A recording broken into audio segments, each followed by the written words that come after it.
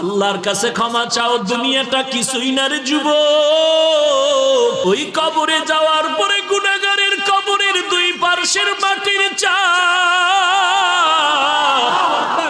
পাজরের হাড় চুরমার হয়ে যাবে। একটা নয়, দুটো নয়, 70 থেকে 99টা সাপের কামড়। কবরের ভিতরে জাহান্নামের আগুন। এরে বান্দা, এখনো কি আল্লাহর রাস্তায় ফিরে আসবি না? আল্লাহ দেখায় দেয় দুনিয়ার বিল্ডিং এর আগুনে কত যুবকের লাশ, আর চিৎকারের আওয়াজ, বাঁচাও বাঁচাও। একটু চিন্তা করে দেখ, যখন আগুন লাগছিল শরীরের মধ্যে তখন ওদের কেমন লাগছিল, অবস্থাটা কেমন হয়েছিল। ওরা যখন আগুনের মধ্যে সবাই জানালা দিয়ে হাত দিয়ে কয়, কে আছো, আমাদের বাঁচাও।